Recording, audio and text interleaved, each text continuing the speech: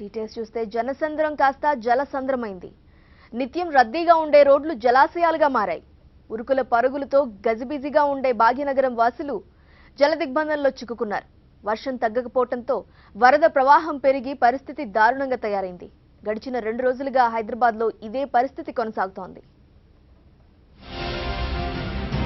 భారీ వర్షాలతో వాటర్ సిటీగా మారిన greater city.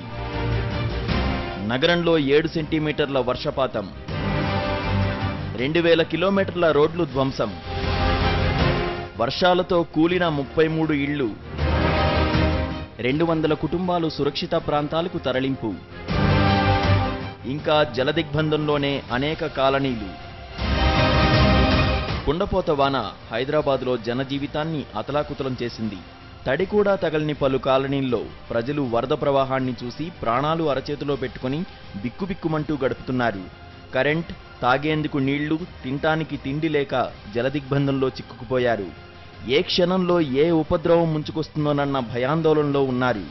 Nizampet Bhandari layout ఒక్కటే కాదు, అల్వాల్, కాప్రా, మల్కాజిగిరి, ఉప్పల్, రామాంత్పూర్ కాలనీల్లో కాలువలు ప్రవహిస్తున్నాయి.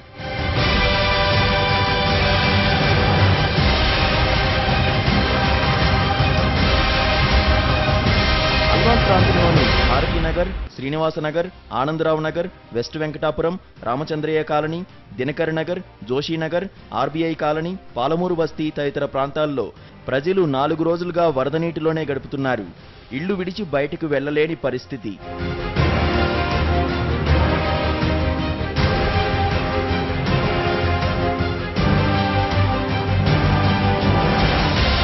మల్కాజ్గిరిలోని బండ చెరువుకు ఎగువ ప్రాంతాల నుంచి భారీగా వరద నీరు రావడంతో ఎన్ఎండీసీ కాలనీ, షిర్డీనగర్ తదితర ప్రాంతాలు నీట మునిగిపోయాయి. రహదారులపై 3 అడుగులకు పైగా నీరు ప్రవహించింది. ఇళ్లలోకి నీరు చేరడంతో శుక్రవారం రాత్రంతా కంటి మీద కునుకు లేకుండా గడిపారు.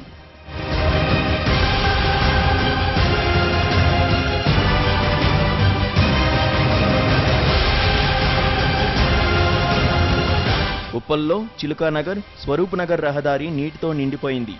నాలా ఉప్పొంగడంతో కావేరీ నగర్, స్వరూప్ నగర్, కేకే గార్డెన్ ప్రాంతాలు జలదిగ్బంధంలో చిక్కుకున్నాయి. ఇళ్లలోకి నీరు చేరడంతో అక్కడి జనం తాళాలు వేసి సురక్షిత ప్రాంతాలకు వెళ్లిపోయారు.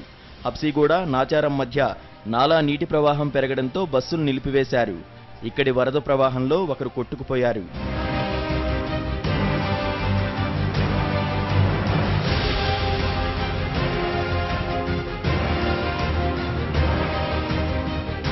కాప్రా చెరువు నిండిపోవడంతో దిగువన ఉన్న dhaba garden, Ashok Manoj colony, Sadhana Vihar, green park colony, ST కాలనీల్లోకి నీరు చేరాయి.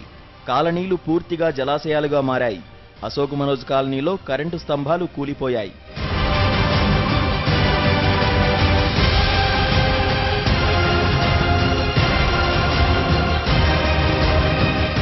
కోకట్పల్లి సర్కిల్ ధరణి నగర్ నీటితో నిండిపోయింది. నీరు ఇళ్లలోకి చేరి వస్తువులన్నీ తడిసిపోయాయి. వరద నీరు చేరడంతో ఆల్విన్ కాలనీ, సరూర్ నగర్, తులసీనగర్, దత్తాత్రేయ నగర్ కాలనీ వాసులు జలదిగ్బంధమయ్యారు.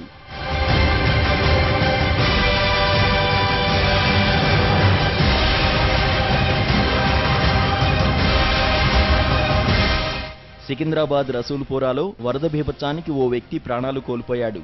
ఇందిరానగర్లో నివాసముంటున్న సంతోష్ ఇంట్లో నిద్రిస్తున్న సమయంలోనే నీటి ప్రవాహం పెరగడంతో నీళ్లలో మునిగిపోయాడు.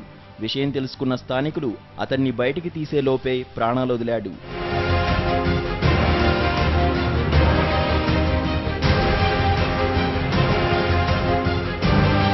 బోయిన్పల్లి రామన్నకుంటలో వరద నీటిలో చాలా ఇళ్లు తేలిపోయాయి.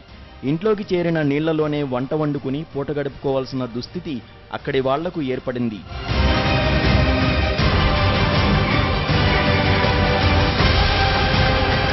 ముంపులోంచి బయటపడకముందే నగరవాసులకు మరో పిడుగులాంటి వార్త చెవిన పడింది. మరో 2 రోజులు వర్షాలు కురుస్తాయన్న వాతావరణ శాఖ హెచ్చరికతో మరింత ఆందోళన చెందుతున్నారు.